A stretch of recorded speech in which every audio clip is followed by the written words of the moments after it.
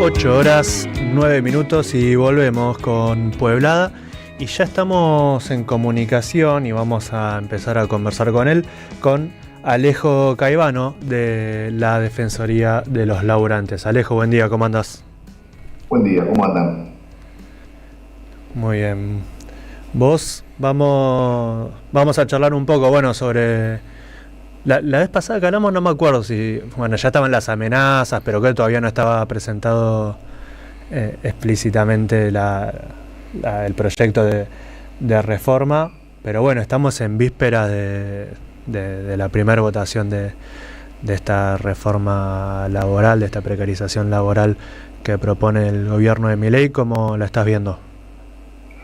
Bueno, la verdad que es un escenario muy complejo porque es la reforma laboral más regresiva en la historia de nuestro país, ¿no? Desde el punto de vista de los derechos laborales, no hemos tenido una ofensiva tan grande, digamos, de parte de los sectores que representan a las fuerzas del capital y en este caso expresadas en el gobierno de Milei, que han avanzado sobre casi todos los aspectos, ¿no? O sea, lo que se encuentra en debate son una serie de proyectos que incluyen una modificación importante, sobre todo desde el punto de vista laboral, y va de la mano de esto el tema impositivo y de modificación de las condiciones y los derechos laborales y también sindicales, digamos, que de alguna forma son parte de la historia más importante de nuestro país, porque sin sindicatos no se hubieran conseguido muchas de las modificaciones y los derechos que tenemos hoy por hoy en nuestro país, ¿no?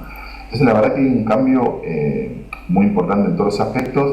El miércoles comienza a debatirse en el Senado y el gobierno de Milei apuesta que va a ser un tratamiento rápido, express, para que pase a diputados, ¿no? Por lo menos yo traje algunos de los elementos más importantes para pensar y para evaluar qué es lo que están queriendo modificar desde el punto de vista de los derechos laborales, aunque todavía hay negociaciones a último momento por varios temas. Esto es importante, todavía se espera de que haya una modificación en las votaciones puntuales en relación al Senado este miércoles próximo, y también la CGT ya convocó una movilización en todo el país que esperamos que sea de magnitud, ¿no? Así es, el miércoles 11 en la Plaza de los Dos Congresos. Bueno, allí hay que estar. ¿Qué puntos ahí destacabas de la reforma que decías que tenías para conversar? Esto es importante porque la verdad que vamos a tratar de meternos en puntos que no se conocen tanto, pero que son muy importantes, ¿no?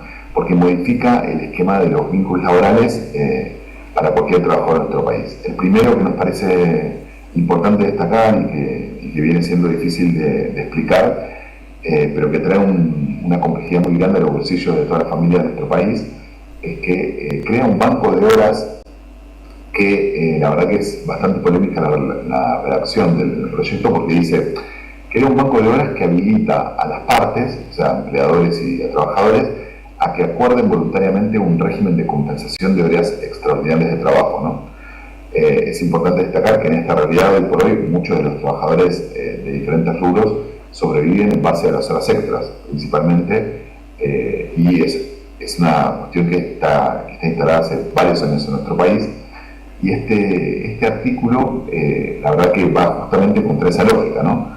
O sea, establece la posibilidad de que se negocie en cada lugar de trabajo una compensación de las horas extras con descanso en otro momento, que es en algunas empresas, eso se intenta llevar adelante e incluso han logrado instalarlo, ¿no? Pero me parece que hay un tema central acá que es importante explicar, que nada es voluntario, digamos, en un vínculo laboral entre dos partes que no son iguales, ¿no? Entre un empleador y un trabajador, dejando a la suerte a que sea una negociación voluntaria. Sabemos que va a ser muy difícil que sea voluntario, porque obviamente que con la precarización laboral que tenemos hoy por hoy, con la posibilidad del periodo de prueba extendido de 6 meses, un trabajador que no acuerde voluntariamente este sistema de compensación, no solamente que se va a quedar sin las horas extras como tal cual hoy se las deberían abonar, sino que también corre el riesgo de quedarse sin trabajo y sin indemnización, ¿no? Este es un primer elemento muy importante que se ha difundido un poco, pero que es importante seguir tratando de que se entere todo el mundo, ¿no? Y que aquellos trabajadores que estén actualmente percibiendo las extras y lo conciban como parte de su salario regular, con esta figura van a tener la complejidad de que los empleadores van a poder legalizarles esta modificación, ¿no? Este banco de horas para compensar el descanso en otro momento sin el pago de la hora extra adicional, que también es un tema importante para pensar en clave de que la jornada laboral, el tema de la modificación, crea jornadas laborales que por ahí pueden durar 12 horas de trabajo, ¿no? Que no es lo mismo tener un régimen de trabajo de 8 horas o 9 horas diarias a pasar a tener que trabajar 12 horas en forma regular y continua, teniendo una compensación de descanso. Esto es un elemento muy importante, ¿no? Respecto a ese punto, la verdad que creo que han habido muchos materiales y la verdad que se ha difundido bastante, ¿no? Pero hay otro punto que está vinculado a las vacaciones, y hay una frase que planteó el secretario de Trabajo, Julio Cordero, que es increíble, que se viralizó mucho en estos días, que es que los jóvenes ya no quieren irse 35 días de vacaciones, dijo, ¿no? Planteó como si fuera un derecho adquirido en nuestro país la cuestión de que cualquier trabajador tenga 35 días de vacaciones y que los jóvenes no quisieran acceder a este derecho, cosa que es absolutamente falso, porque ningún joven en nuestro país tiene 35 días de vacaciones. Para tener 35 días de vacaciones, un trabajador de cualquier lugar de trabajo tiene que tener muchísima antigüedad, ¿no? Pero el gobierno, evaluando la situación económica y viendo qué sucede con esto, habilita la posibilidad de que se fraccionen las vacaciones, ¿no? Como en un mínimo de 7 días, que actualmente no está planteado en la ley, pero de hecho se utiliza un montón. O sea, en términos de lo que sucede en cualquier lugar de trabajo, muchas veces se fraccionan las vacaciones, ¿no? Esa es una situación que existe, pero ahora lo habilita directamente para que los empleadores organicen de una forma distinta el tema de las vacaciones, ¿no? Que esto es uno de los elementos que ya habían querido avanzar con esto anteriormente. Después, por ahí para mencionarlo rápidamente y después profundizamos en lo que ustedes consideren, está la recontratación de trabajadores, que es un elemento muy complejo, porque modifica que actualmente una empresa para recontratar a un trabajador tenga que hacer un reconocimiento de la antigüedad. Acá en este caso facilita que las empresas, mediante la presión hacia la renuncia, puedan recontratar a un trabajador perdiendo la antigüedad, ¿no? Este es un elemento muy importante en algunos rubros económicos de nuestro país. Lamentablemente los trabajadores lo padecen un montón. Les piden una renuncia para contratarlos bajo otra empresa y de esa forma pierden la antigüedad y comienza un nuevo periodo de prueba. La ley habilita que esto suceda, ¿no? Legitima una situación que de hecho viene sucediendo, pero que estaba prohibido por ley. Entonces, el trabajador que se encontraba en esa situación, si veía que esa maniobra lo hacían para perjudicar sus derechos, podía reclamarlo. Con esta ley no podría hacerlo. Después, y también pomposamente lo denominan el proyecto como de modernización laboral, entonces plantean que los derechos laborales y la sociedad cambió un montón, entonces habría necesidad de actualizarlo, pero no establecen ninguna unificación legislativa en favor de los trabajadores. Por ejemplo, la incorporación de la figura del repartidor independiente de plataformas solamente incorpora, dentro de la obligación actual que existe, un seguro, básicamente, ¿no? No es que obliga a las empresas que trabajan con estas plataformas digitales el tema de un registro ni protección al trabajador, como sí está sucediendo en otros países, donde se empieza a ver que estas empresas tienen todos los beneficios y ninguna de las obligaciones desde el punto de vista de garantizar por lo menos, por ejemplo, la salud de un trabajador en el momento en que tenga una situación de enfermedad y no pueda estar trabajando, ¿no? Y por hoy eso no tiene ningún tipo de cobertura en nuestro país. Y esta reforma legislativa no trae ninguna novedad, o sea, solamente obliga a un seguro vial como para si el trabajador de esta plataforma tiene un accidente, pero no le brinda ningún derecho concreto. Después, un elemento no menor es el tema de la supuesta mejora de las prácticas laborales, el tema de la remuneración, porque dicen que van a modificar lo que consideran el concepto de remuneración. Entonces, habilita la incorporación de figuras como en su momento fueron los tickets canasta e incluso hay una modificación importante con esto porque desnaturaliza el hecho de la cuenta a sueldo. Entonces habilita que las empresas empiecen a pagar a través de billeteras virtuales, pero también presume que como ya no serán gratuitas sino serán cuentas bancarias, las empresas empiecen a cobrar a los trabajadores por el mantenimiento de las cuentas que tengan oportunamente en billeteras, en cuentas bancarias, en donde sea. Para garantizar todas estas modificaciones y para garantizar que los trabajadores no puedan reclamar, también hay un límite al reclamo desde el punto de vista individual a través de los daños y prejuicios, pero también hay una limitación muy concreta con todo lo que es derechos sindicales, que me parece que es un elemento muy importante a entender en esta situación, porque aumenta el porcentaje de trabajadores que deben seguir cumpliendo tareas en el marco de un reclamo sindical e incluso obliga a los trabajadores que quieren realizar una asamblea en el lugar de trabajo a que le pidan autorización por escrito al empleador para realizarlas en la empresa y en el horario laboral, lo cual desnaturaliza el derecho, ¿no? Son tantas y tan complicadas las modificaciones que plantean que todas estas serían como para profundizar, no sé. Pero no sé si ustedes quieren que sigamos viendo así en general o que por ahí que nos detengamos y veamos a una en particular o el contexto. Lo que vos consideres más importante, sí, por supuesto, nada, también poner en contexto el articulado, el texto de la ley, como está repleto de algo que vos mencionabas, que es que determinadas cuestiones se deberán acordar entre las dos partes, como ese tipo de figuras que en el texto seguramente tengan como algún grado de prolijidad, pero que bueno, después en los hechos, por supuesto, es una relación muy asimétrica, donde las partes no acuerdan en igualdad de condiciones. Lo que vos consideres más relevante, sino como preguntarte también, bueno, la tarea de ustedes, por supuesto, está muy vinculada también con toda la con la defensa de los laburantes en los litigios, y eso también como uno de los caballitos de batalla, si se quiere, del gobierno de Milei y de la derecha en la Argentina los últimos años a la hora de impulsar este tipo de programas, de reformas, tiene que ver con algo que han conceptualizado, puesto bajo la consigna, ¿no?, de la industria del juicio, como, bueno, también cuánto hay de cierto en eso, qué tan relevante, qué tan parte de la vida de una empresa o de la economía de un país es eso, o si es un cuco más bien de carácter mediático. Bueno, buenísimo que lo planteas, digamos.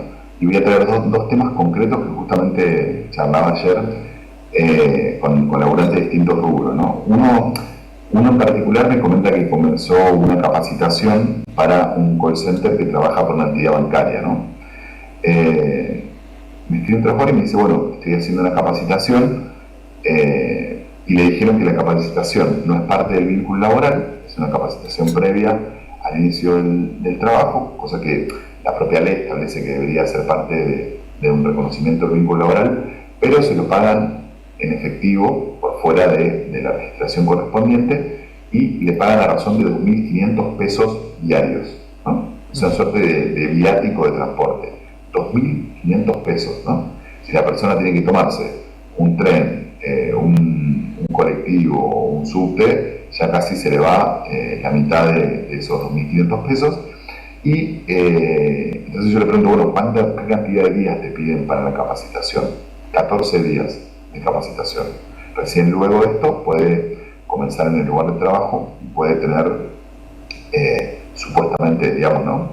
Vamos a tratar de ser optimistas con esto, el debido cumplimiento de sus derechos laborales. Ahora, una carpintería, por ejemplo, me escribió un trabajador de una carpintería que me dijo que el empleador le había pedido la clave fiscal, le había pedido los datos de inscripción ante lo que era AFIP, que ahora se llama ARCA, y le habían inscrito como un colaborador independiente, ¿no? Que esa es otra de las creaciones interesantes de la ley bases de la primera reforma laboral, ¿no? Porque tenemos que tener en cuenta que Milei, ni bien asumió con el decreto 70/23, planteó una reforma laboral de facto, o sea, una modificación muy grande del derecho laboral en nuestro país, que fue frenada a través de amparos que planteó la CGT y el resto de las centrales, fue frenada en términos de la justicia, pero es un decreto que no se logró que caiga en instancias legislativas, ¿no?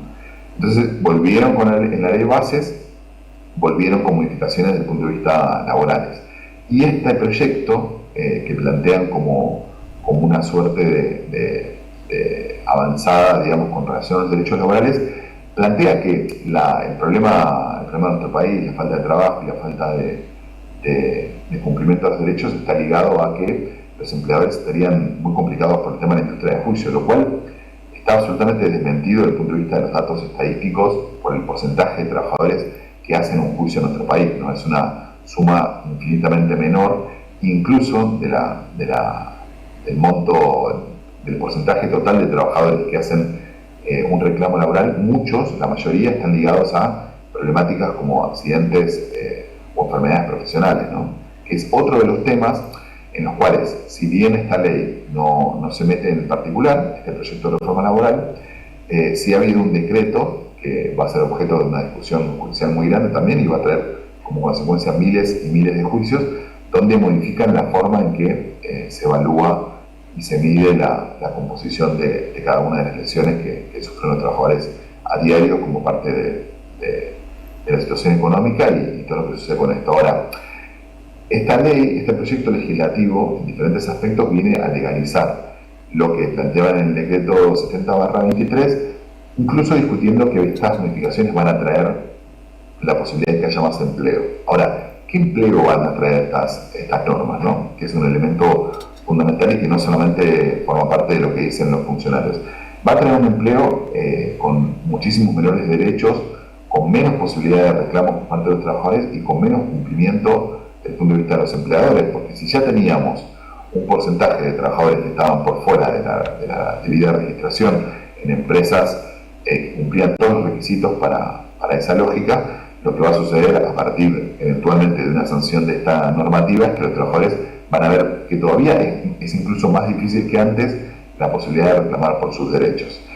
Y esto es importante entenderlo, que en paralelo a esta situación también limitan las actividades sindicales y las actividades de los derechos de reunión y de la posibilidad de llevar un reclamo en los propios lugares de trabajo, ¿no? Que es un elemento muy importante en nuestro país, que puede tener consecuencias muy grandes, digamos, porque el límite a los convenios colectivos de trabajo, que es un elemento también importante, que tenía bastantes negociaciones y todo, que se conoce como la ultraactividad de los convenios colectivos de trabajo. La ultraactividad básicamente significa que cuando un sindicato realiza un acuerdo con una entidad empresaria, etcétera, etcétera,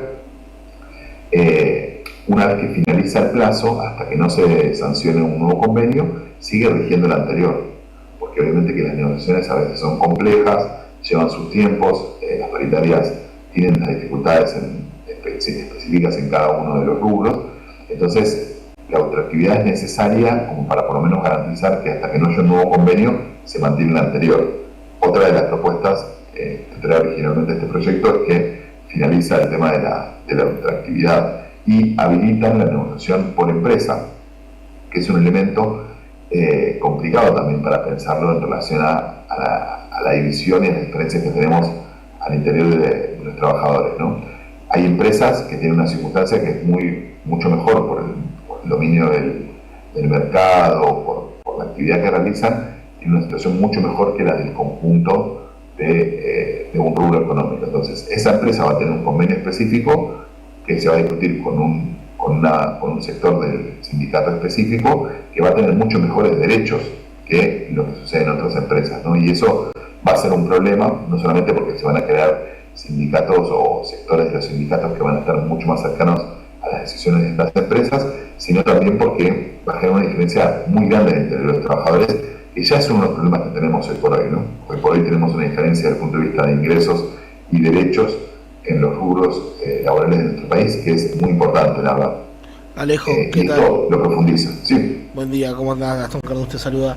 Buen día. Tengo que interrumpirte, la verdad que era impresionante toda la información que nos estás brindando, sobre todo de cara a este miércoles de día tan trascendental, en el cual nos vamos a movilizar en contra de esta reforma laboral. Pero nos está llegando la tanda, nos queda un minutito y luego también tenemos la entrevista con la madre de Plaza de Mayo, Saran Rad, así que te quería adelantar esto y decirte en este último minuto qué reflexión nos podés dejar de cara, como decía, a este día tan importante y todo lo que le venís contando antes de pasar a la tanda.